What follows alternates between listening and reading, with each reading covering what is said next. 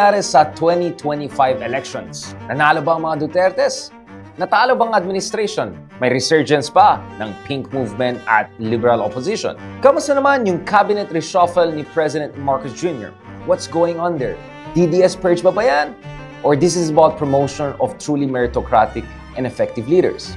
At kamusta naman yung dinidribble na impeachment complaint laban kay Vice President Sara Duterte sa Senado? Kailangan ba ng people power? Pag-usapan natin lahat yan today sa ating latest episode ng Pilipinas 360 Degrees. Nowadays, parang sikat na sikat, almost household name, or sort of, si Nicolo Machaveli, the early Renaissance or the late medieval Florentine thinker. And if I'm not mistaken, even President Marcos Jr. at times has kind of channeled or echoes, quotes or seeming quotes from the great Italian thinker. As the president said during a recent podcast episode, he really wanted to be more of respected, but it looks like being feared is better. But speaking of Nicolo Machaveli, the great Italian thinker actually had interesting counsel for sovereigns, leaders, or prince. The prince who had to deal with all sorts of medieval-style challenges, especially from enemies who are threatening the realm, if not threatening the sovereign himself. A prince must acquire the nature of both. If he possesses the qualities of one without the other, he will be lost. Accordingly, Machiavelli said, therefore, as a prince, he is obliged to know how to act like a beast. He should both learn from the fox and the lion. Ayon kay Machiavelli, you should be foxy sometimes, meaning use the art of deception. Maybe you want to look soft and weak now, and then surprise people, your enemies, by bringing out the lion side of this equation.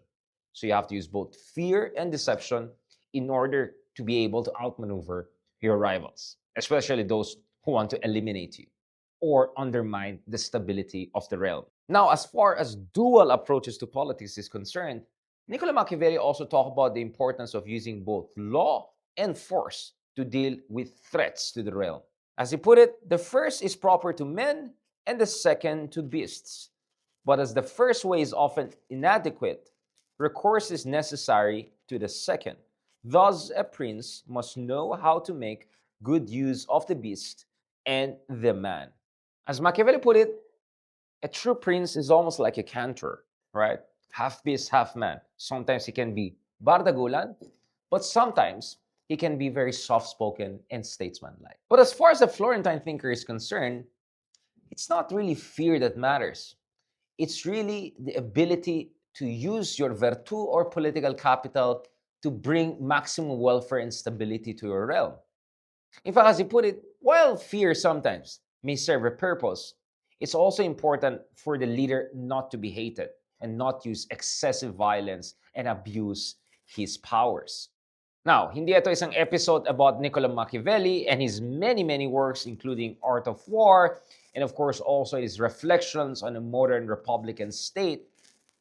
Not to mention his very tragic life and how he was almost tortured to death by mafioso-style oligarchs, Medicis among others, for his republican cause and love for his city-state.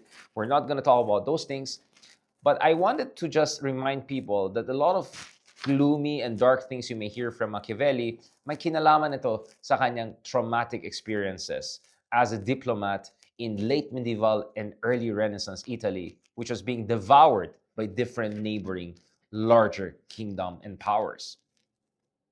So sometimes you don't have to take Machiavelli literally, but it's important to keep in mind that for him, and I think for anyone analyzing today's politics, now, we can have a long conversation about the morality of Machiavelli, and this person was banned by religious leaders for quite a long time. He was quite a grim person. Huwag natin pag-usapan niya. I just wanted to say na traumatic yung buhay niya, kaya medyo ganun dramatic din yung mga sinasabi niya. Not to mention he's Italian. But when he says you have to be a fox and a lion, that's something that you have to keep in mind because we are right now in a very unstable and chaotic political situation. But let me talk about three important things today. Unang-una, what really happened in the 2025 elections? Because depending on how you read the 2025 elections, it's going to shape how you think we should approach politics, and how each group should approach their interests, their politics, and their strategies in the coming years ahead of the 2028 presidential elections. Just to remind everyone, itong midterm elections natin was really special on many, many levels. Historically, pagdating sa midterm elections, isa itong referendum sa sitting presidents. So it's a way for people to express their content or discontent or a mixture of that to the sitting president. But usually administrations do well and win not only much of the Congress and local government units, but they also do very well in the senatorial slate. But this midterm elections was really special even by Philippine standards. First of all, yung tinatawag na double Cold War ay nangyari sa Pilipinas. Let's not forget, sa isang banda, meron kang Marcos versus Duterte. But wag din natin kalimutan, one side is being accused of being supported by China. And at the same time, we know that the Marcos Jr. administration has reasonably good relationship with the US and Western partners who stand with the Philippines in the West Philippine Sea resistance to Chinese bullying. At yun ang double Cold War na meron tayo. BBM and Duterte, US and China. Sabay-sabay. And that's why sobrang high stakes itong midterm elections na yan. But there was another doubleness to these midterm elections. Perhaps one of the biggest reasons why nag-underperform yung administration, especially sa Senate, is that dalawa yung opposition basically sa election na ito. Unang-una, earlier this year, nakita natin yung liberal opposition took up the cudgels for calling for accountability based on allegations na inaabuso yung budget ahead of the elections, or basically ginagamit daw yung budget for election purposes. And hence the whole worst budget ever, most corrupt budget ever, and all of those kinds of discussion na narinig natin sa ating mga kaibigan from the liberal progressive side of this equation. Obviously, mga Duterte, ginamit nila yan because they don't want anyone to really remember Farmali and all sorts of different corruption scandals during the Duterte administration. So while well-intentioned, the attack on the Marcos administration, really spirited attack on the Marcos administration, inadvertently helped the Dutertes. At ang basa ko dito is perhaps the administration could have better responded to some of the legitimate concerns that were raised by the genuine opposition, especially when it was clear na mga Dutertes were weaponizing that to distance themselves from, or at least distract people from, wag natin kalimutan, Mary Grace, Piatos, Miggy Mango, yung pala, ba't pangalan ni Chel Jokno, sabi nga ni Sir Ronald Llamas, baka nga ang pangalan namin, nandyan na rin pala. So, that's the point. The liberal opposition, I think, did a lot of damage to the administration's momentum, or at least gave a lot of ammunition to the Dutertes inadvertently, even if they were well-intentioned. But things really reached new levels nung inaresto si former President Rodrigo Duterte, and once he was handed over to the International Criminal Court, and once it was pretty clear to anyone who was thinking and you knew the facts na mukhang hindi na siya babalik sa Pilipinas anytime soon, if ever.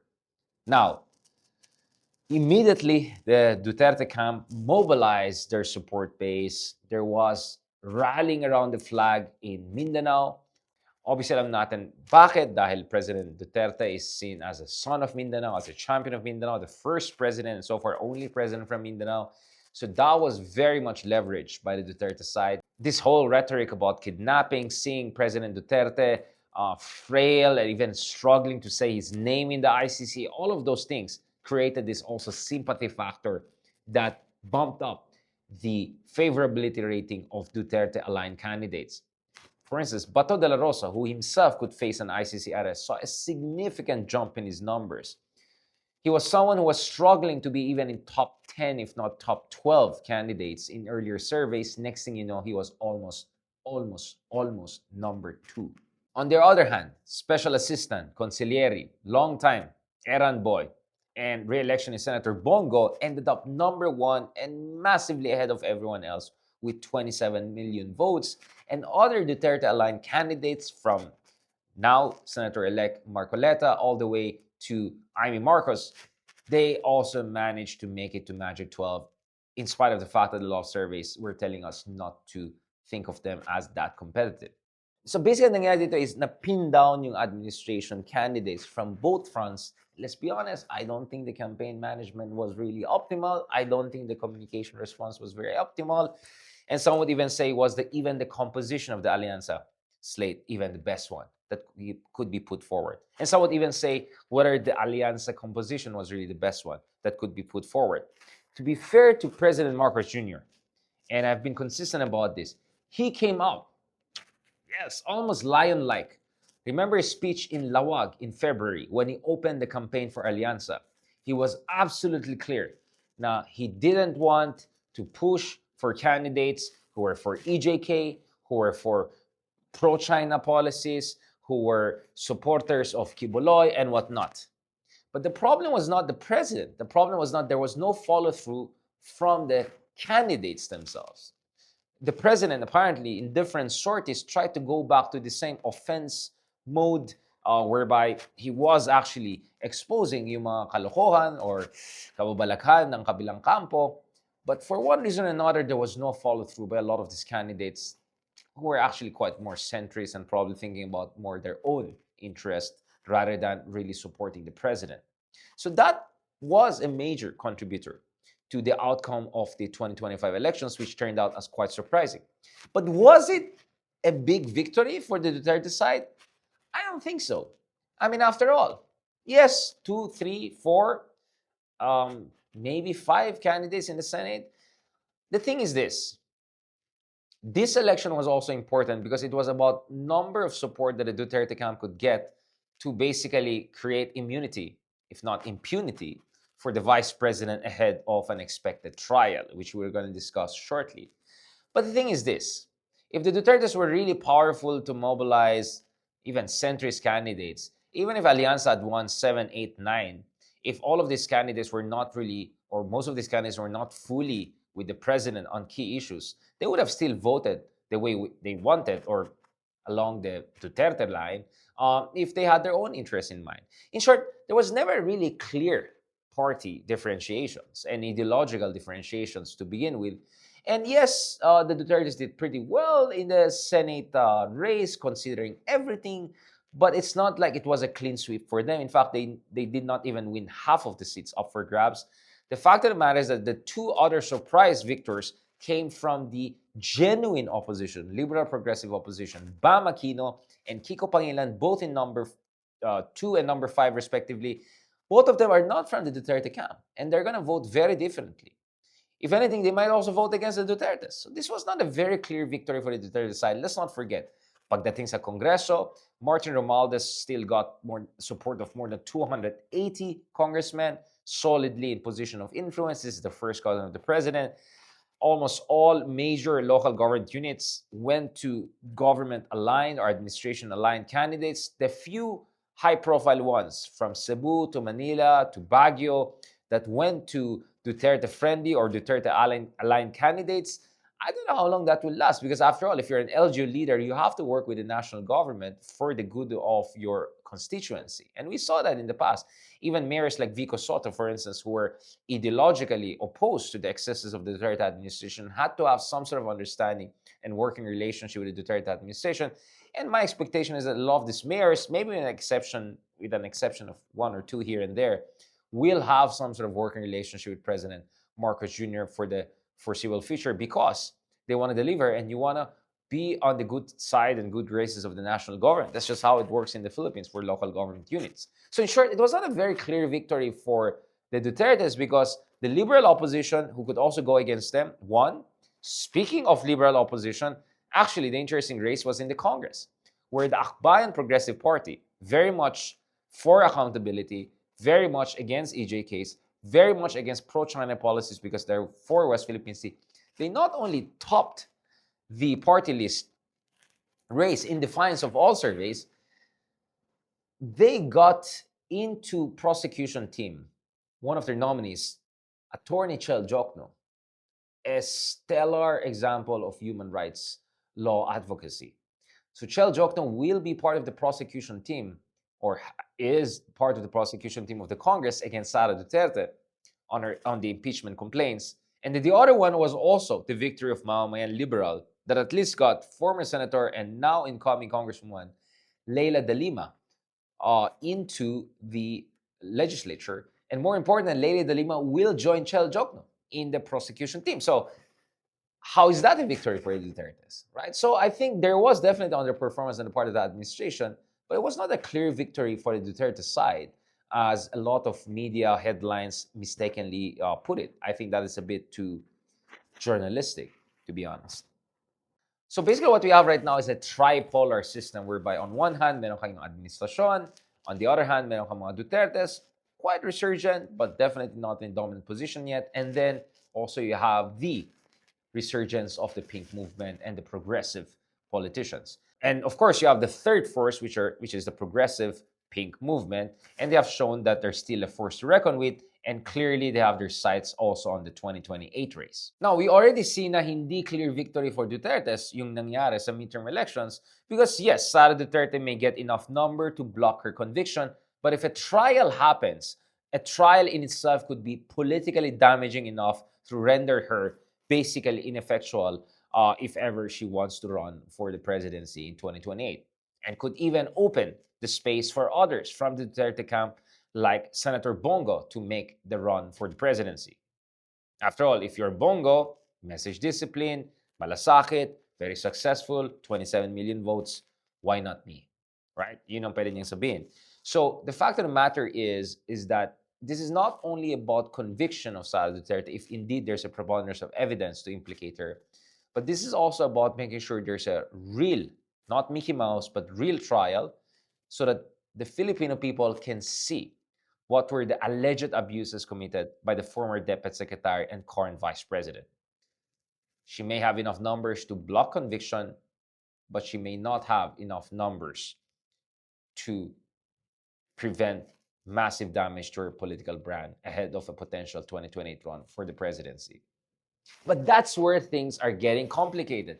Maybe precisely because alam ng mga DDS blocks sa Senado na a trial alone in itself could be so damaging to their friend, it looks like binidribble yung impeachment complaint. Now, klarong-klaro yung ating saligang batas na when you say forthwith, immediate dapat yan. Kailan po na-forward ng Kongreso yung impeachment or pinush up ng Kongreso ang impeachment sa Senado? Ilan months na? Ilan months pa tayo maghintay? Does forthwith mean 6 months, 4 months, forever, never?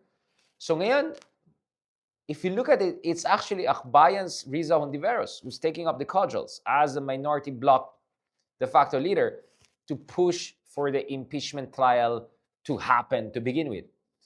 Because surveys are very clear. Now, I don't know about those surveys that, look at even trust rating of people who are not in position of power anymore, right? That's why sarcastically I said, if you're going to put, if you're going to look at the trust rating of someone who's in detention in ICC for crimes against humanity, allegations of crimes against humanity, ilagay mo na rin si Kibuloy, ilagay mo na rin si Teves, but whatever. The other surveys we're looking at, like the SWS survey and W or Numero, are very clear. Almost 9 out of 10 Filipinos, or at least more than 8 out of 10 Filipinos, more than 80% of Filipinos, want Sara Duterte. Ito gusto nila na si Sara Duterte harapin niya at least yung mga allegation na yan and to clear her name. If talagang wala naman talagang ebidensya, sabi nga ng mga Duterte, panalo na sila, so they may have the numbers. Why are they avoiding even a trial? Or at least this is how it looks like with all the dribble game that is happening in the Senate. So that's why may mga nagsabi, baka kailangan natin ng EDSA, revolution na naman, or some sort of protest to really strike fear into the hearts of traditional politicians who seem to put their own interests before the national interest, rule of law, and the integrity of the Senate and the constitutional duty of the Senate to act upon an impeachment complaint in a forthwith, immediate manner. So tignan natin sa mga darating na araw if there's going to be massive mobilization by progressive groups, by basically anti-Duterte bloc groups, right? To make sure that at the very least there'll be a trial. Because if Sara Duterte is really innocent, and it looks like she has many friends, mukhang panalo naman daw sila sa elections, panalo sila, why are they scared of even a trial? That's the issue that is being raised by a lot of people, including people who are not necessarily anti-Duterte, but want a measure of accountability. Again, SWS survey, very clear. Almost 9 out of 10 Filipinos want at least some sort of trial. Not conviction per se of Sara, but some sort of trial. But I think the other side knows. As we saw in the Quadcom, pag lumabas ang katotohanan, the political damage is inevitable. But let me end on this note. Kamusta naman ang cabinet reshuffle ni Marcos Jr.? To be clear, the president has distanced himself as much as possible, as much as he could, from the Sara impeachment trial.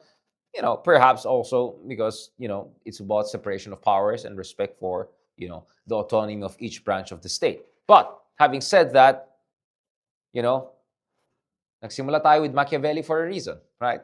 Some would say maybe the president is just being foxy, and at the same time, there's still a lion plan, right? Or at least there are going to be lions who will run the serious plan to protect the interests of the realm of the Philippines against destabilizers.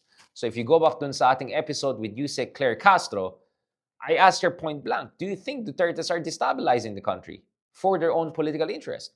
And I think, you can draw your own judgment, connect the dots. And of course, you're free to check that episode with Attorney Claire Castro. Now, going back to this, to end this episode of Pilipinas 360 Degrees, let me put it this way. So far, the cabinet reshuffle has not touched core technocrats. And this is where things are interesting. Kung ang basa ng presidente is that the 2025 election was a sign that people feel the president has to address more gut issues, fundamental issues, then why not a significant change dun sa kanyang core technocratic group?